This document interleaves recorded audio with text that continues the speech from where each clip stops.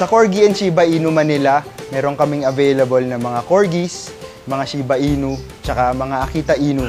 So depende kung anong gusto ng mga bata, lalo rin sa mga matatanda na naghahanap ng mga bagong nilang parte ng pamilya nila, meron akong available para sa inyo. Madali lang mag-alaga ng Corgi at saka ng mga Shiba Inu or mga Japanese dogs. No? Dito, mula bata, kailangan alalayan mo sila sa kain nila, tsaka syempre sa mga shots nila, sa pag regular visit sa mga vet. At tapos, syempre, kailangan daily exercise din. Paglalakad, yun lang kailangan nila araw-araw.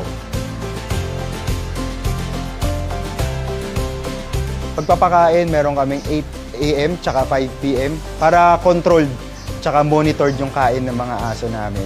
At kung nakita rin namin na medyo humina sila sa pagkain, yun, isang sign na rin yun na baka may nagkakaproblema sa aso o kaya magkakaroon ng sakit. Pwede rin namin sila dalhin sa vet para makita rin kung may problema. Pero syempre, monthly may vet check-up din kami. So dahil sa dami rin ng mga aso namin dito sa Corgi and Shiba Inu Manila, hindi na kami pumupunta doon sa vet. Yung vet na namin yung pumupunta dito para magbigay ng serbisyo. Ang mga usual na sakit ng mga Corgi, Shiba Inu, tsaka Akita Inu, una, yung sa pagbabago ng panahon, yung mga aso sinisipon din yan, tsaka mga inuubo. So kailangan regular maintenance din ng kennel cough, tsaka syempre ng vaccinations nila, yung mga 5-in-1 sila. Anti-rabies, kailangan din yan. Annual. Kahit hindi sila lumalabas sa bahay, kahit nag-iisa lang sila, kailangan pa rin yan ng maintenance ng shots taon-taon. Yung mga katangian ng Corgi ngayon, yan dahil sila sikat na sikat sa mga bata, tsaka yung mga Shiba Inu, tsaka Akita Inu.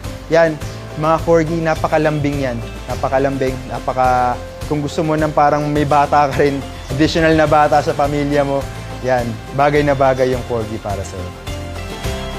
May malaking notion na ang Akita Inu matapang daw, lalo malaking aso sila at hindi sila readily nakikita sa Pilipinas.